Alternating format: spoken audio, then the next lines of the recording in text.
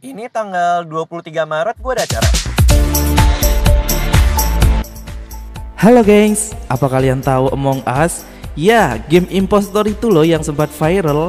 Tahukah kalian jika sebelum game tersebut viral, rupanya ada sebuah film Indonesia dengan tema yang sama seperti game tersebut yang lebih dulu menghiasi layar lebar. Ya, film teka-teki siapa pembunuh sebenarnya di antara kita ini berjudul Hangout, persembahan dari Kak Raditya Dika. Jujur nih, dari sekian banyak filmnya Kak Radit yang pernah aku tonton, film ini menurutku paling the best. Misteri berbau horornya dapet, action dan slashernya juga dapet meski dibumbui komedi.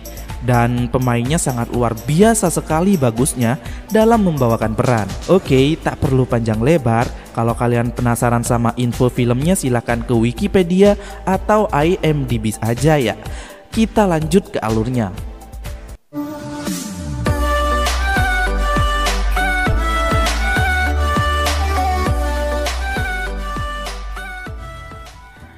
Seorang bandar narkoboy menculik seorang wanita. Tentu aja cowoknya gak bisa tinggal diam dong dan menjadi hero pelindungnya. Dia pun berhasil menaklukkannya. Lalu kita diberitahu jika itu hanya proses syuting film terbaru Raditya Dika. Kita beralih ke acara Hahaha yang dipadu oleh Soleh Solihun dengan bintang tamu artis senior Hengky Sulaiman beserta istri muda barunya. Keadaan menjadi kacau setelah kru mendatangkan tamu misteri yang ternyata merupakan istri tuanya Om Hengky. Soleh pun menjadi bulan-bulanan amarahnya, dan meski Soleh sempat protes pada kru karena ia babak belur dan acaranya sudah beda dari konsep awal, namun kru mengatakan jika adegan seperti itu yang penonton televisi cari dan sukai. Itu sangat menguntungkan karena ratingnya bagus, hingga mereka dapat cuan yang banyak meski mempersembahkan tontonan yang gak berfaedah apalagi mendidik.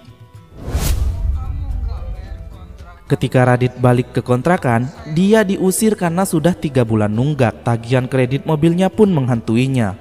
Uangnya habis buat bikin film barunya tadi. Dia mendapat undangan bertuliskan Hangout yang ditandatangani oleh produser misterius bernama Pak Tony Pesakalu, dan beranggapan proyek inilah satu-satunya harapan untuk bisa menyelamatkan hidupnya.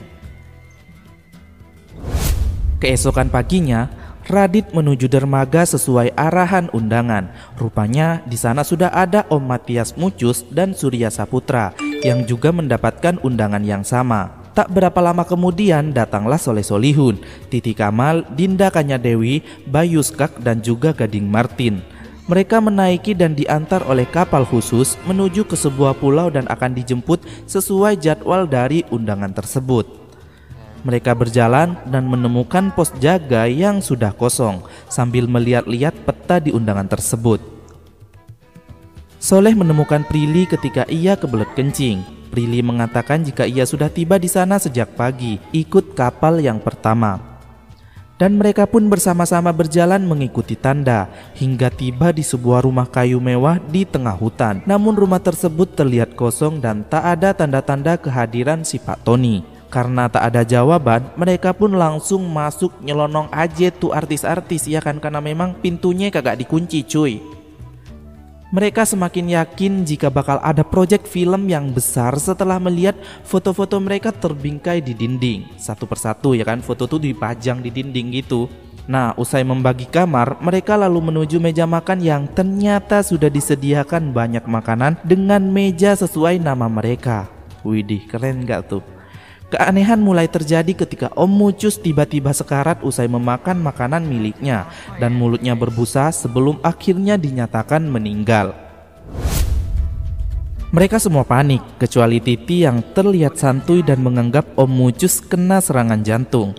Dia pun meminta Radit membantunya membawa mayat Om Mucus ke gudang karena Dinda sangat ketakutan. Menurut kalian, siapa kira-kira yang ngebunuh Om Mucus?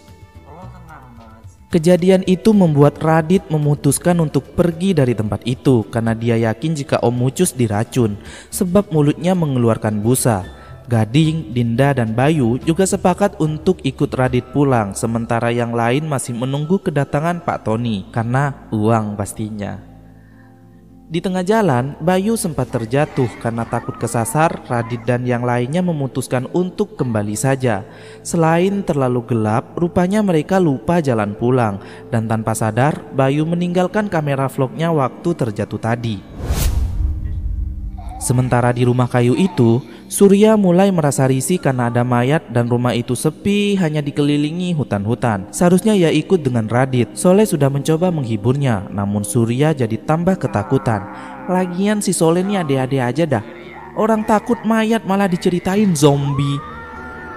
Surya pun berlari hendak mengejar Radit. Titi, Soleh, dan Prilly mencoba mengejarnya sampai akhirnya mereka semua bertemu. Bayu lalu menyadari jika kameranya ketinggalan dan ia kembali untuk mengambilnya. Gading ikut supaya dia gak sendirian. Surya yang parnoan ketika tahu tidak boleh sendirian justru berlari menjauh dari mereka semua dan Soleh pun mengejar. Sementara itu, Prilly yang sepertinya melihat tanda di semak-semak mencoba mendatanginya, tapi ia justru didorong ke dalam jurang yang teriakannya didengar oleh Radit, Dinda, dan Titi. Mereka meninggalkan mayat Prilly karena jurangnya sangat dalam dan kembali ke rumah. Kemudian memutuskan untuk tidur bareng. Malam hari, Soleh yang kebelet kencing mengajak Radit untuk cingbar, kemudian memergoki Surya yang baru saja dari luar. Pagi hari, mereka terkejut melihat foto Om Mucus dan Prilly yang sudah disilang. Sementara mereka juga kelaparan karena tidak ada air dan makanan. Surya lalu mengajak dan membagi mereka menjadi dua kelompok. Radit, Bayu, Titi, dan Dinda diminta berburu hewan buat dimakan, sementara dirinya, Gading, dan Soleh akan mencari air yang dapat diminum. Grup pencari air ini menemukan lubang sumur, namun Surya malah kecebur ke dalam dan mulai menjadi aneh. Sementara grup berburu mendapat landak setelah usaha menangkapnya melukai Dinda berkali-kali.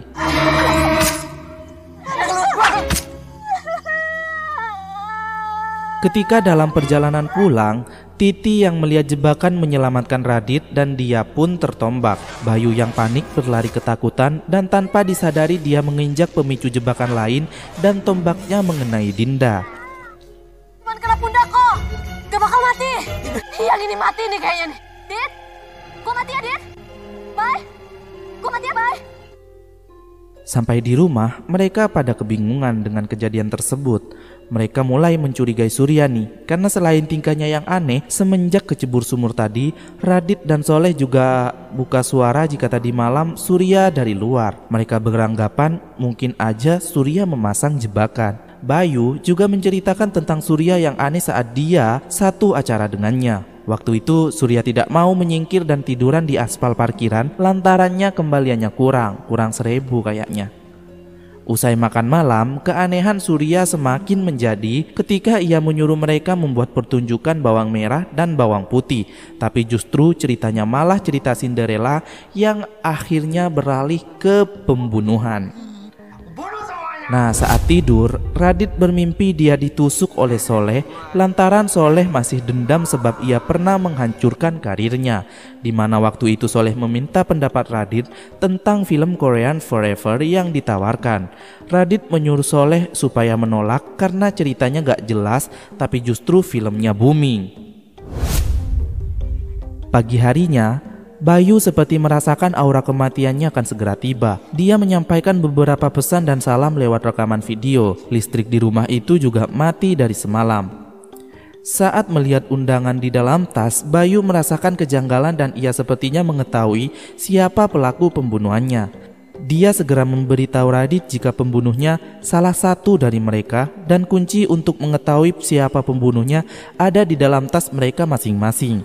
Tapi ia butuh pulpen dan kertas untuk menulis. Namun naas, ketika Bayu menuju kamarnya lagi untuk mengambil kertas dan pulpen, seseorang telah membunuhnya. Radit langsung menuduh Surya, namun Surya mengatakan jika ia baru saja dari luar untuk berburu supaya mereka bisa makan. Setelah saling tuduh dan berhasil mengecek tas namun tak menemukan petunjuk apapun, mereka membagi dua kelompok. Surya dan Radit membetulkan listrik sementara Soleh dan Gading mengurus mayat Bayu. Gading sempat mencurigai Soleh dan Radit sebagai pembunuh karena yang mati semuanya artis dan Bayu YouTuber, lebih dari TV. Gading beranggapan jika stand up komedian benci sama artis dan mau menguasai TV. Sementara itu, setelah berhasil membetulkan listrik, Surya meminta maaf pada Radit atas kelakuannya yang mungkin aneh. Dia mengaku jika keanehannya itu sudah dari lahir dan sejujurnya dia sangat sayang pada junior-juniornya. Jadi tidak mungkin ia membunuh mereka. Saat Radit turun lebih dulu, tiba-tiba dari atas Surya teriak dan jatuh ke bawah. Saat itu juga Gading yang sedang minum di dapur melihat Soleh dari jendela tengah berjalan. Soleh mendatangi Surya yang sudah tergeletak dan Radit menyangka Soleh yang sudah membunuhnya. Soleh menyanggah jika dia tidak tahu apa-apa dan jangan sampai perkataan Radit itu didengar Gading karena Gading sudah mulai curiga pada mereka. Namun ternyata Gading ada di sana dan mendengar obrolan mereka. Gading pun mengejar mereka karena yakin jika mereka berdua telah sekongkol untuk membunuh para artis supaya jobnya diganti para stand up komedian dan mereka bisa menguasai semua acara TV. Radit dan Soleh bersembunyi di pos jaga dan mencoba menghubungi polisi lewat sinyal radio darurat, namun terputus dan Gading berhasil masuk ke sana. Aksi kejar-kejaran ini terus terjadi hingga Gading berhasil ditaklukkan. Karena merasa terancam akibat emosi Gading yang tak terkontrol, mereka terpaksa akan mengikat Gading dan Radit diminta mencari tali. Namun setelah Radit kembali, Gading rupanya sudah tak bernyawa dengan pisau yang menancap dan disaksikan Soleh. Radit pun langsung menuduh Soleh, namun Soleh mengatakan jika ia meninggalkan Gading yang pingsan sebentar karena dirinya kebelet. Namun setelah kembali, kondisi Gading sudah seperti itu. Mereka berdua pun jadi ketakutan sendiri karena cuma tinggal mereka saja dan pembunuh itu pasti salah satu dari mereka atau ada pembunuh lain. Setelah membawa mayat Gading ke rumah, mereka lalu saling sindir dan mulai berkelahi gak jelas hingga berhenti sendiri tuh karena capek ya. Nah, singkat cerita, setelah dikulik-kulik dan mereka bercerita tentang kebersamaan mereka di masa lalu menyadari mayat mereka semua ada di sana kecuali Prilly. Radit mulai menangkap pesan si Bayu di mana kuncinya ada di dalam tas. Dalam tas mereka semua tidak ada keanehan kecuali tas Prilly yang tidak ada undangan. Radit akhirnya berhasil memecahkan teka-teki kenapa Bayu butuh pulpen dan kertas. Tony Pesakalu kalau diacak hurufnya menjadi P. Latukonsina. Tiba-tiba seseorang memanah Soleh hingga mengenai telinganya dan ternyata dia adalah Prilly yang sudah sengaja memalsukan kematiannya dengan boneka dan Prilly juga yang sudah membunuh teman-teman mereka. Alasannya karena mereka semua tidak mengerti kondisi Prilly waktu itu. Di pernikahan Om Mucus, ayah Prilly satu-satunya orang yang Prilly punya tengah sakit keras dan masuk rumah sakit. Ia hendak izin pulang, namun mereka meminta Prilly untuk tetap stay di sana dan membahas sekaligus merencanakan hal besar. Jika Radit mau ngajak mereka semua hangout dan main film bareng. Setelah pesta selesai, Prilly harus menghadapi kenyataan jika ayahnya telah tiada. Hal itu yang membuat Prilly marah sama mereka semua dan menganggap mereka semua menjadi penyebab kematian ayahnya. Mereka lalu terus kejar-kejaran mulai dari rumah tengah hutan itu hingga menuju ke dalam hutan. Sampai suatu ketika Radit dan Soleh mengira senjata Prilly sudah mulai habis dan mereka berdua berniat menjebak Prilly. Soleh mengorbankan diri untuk dipanah, lalu meminta Radit segera menyergap Prilly. Namun rupanya Prilly tidak semudah itu dibodohi. Dia memiliki senjata lain yang disembunyikan di celananya, sebuah tembak yang akhirnya ditembakkan ke Radit tepat di bagian bahunya. Sebelum menghabisi mereka berdua, Radit tertawa karena merasa pal-pale. Maksud saya merasa lucu. Dia mengungkapkan sebuah fakta sekaligus pesan terakhirnya. Jika waktu itu mereka semua sempat satu panggung diundang dalam acara game show.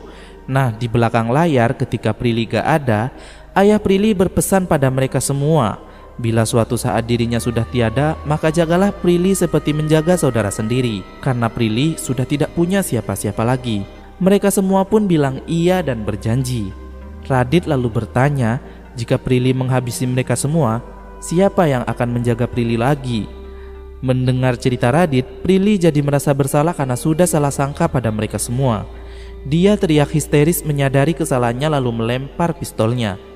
Ketika Radit mengambilnya, tak sengaja pistolnya kepencet hingga mengenai burung Soleh. Singkat cerita, beberapa minggu usai kejadian itu, Radit dan Soleh meluncurkan sebuah aplikasi bernama Bantu Teman yang terinspirasi dari kisah yang dialami mereka, supaya tidak ada lagi orang yang mengalami masalah seperti mereka, karena aplikasi tersebut bisa membantu menyelesaikan masalah yang dialami teman dan ada nomor yang bisa dihubungi untuk konsultasi. Adegan berakhir ketika Soleh dan Radit mengunjungi Prilly di tahanan. Lalu mereka berdua kencan di kafe karena Radit mau menyatakan perasaannya pada Soleh. What? Seriously? Bercanda, gengs. Terlihat di kamar mandi jika burung Soleh rupanya sudah korslet. Hal itu dibuktikan ketika ia buang air kecil, kencingnya malah meleper kemana-mana dan film pun berakhir di situ. Sudah merasa pal-pale?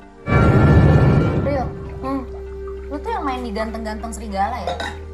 Iya. Ceritanya soal apa sih? Pokoknya ya kak, aku itu berperan sebagai cewek yang lebay, rempong, kemana-mana bawa bedak. Tapi pada suatu hari aku digigit sama serigala. Jadi setiap bulan purnama aku ngelolong, terus aku berubah jadi ratu serigala. Kayaknya bagusan ADC. Merah sih kak. Hah? Itu lo kena itu gua. Mereka lagi hadap-hadapan. Lo pikir mereka mau kenalan? Terus gua harus gimana? Belokin dikit. Belokin, lo pikir dia punya otot sendiri bisa gerak? Coba dulu. Bentar. Iya bentar. Gak bisa. Bentar. Dia masuk ke sini. Itu gua masuk mana? Bukan itu lo, Prilly.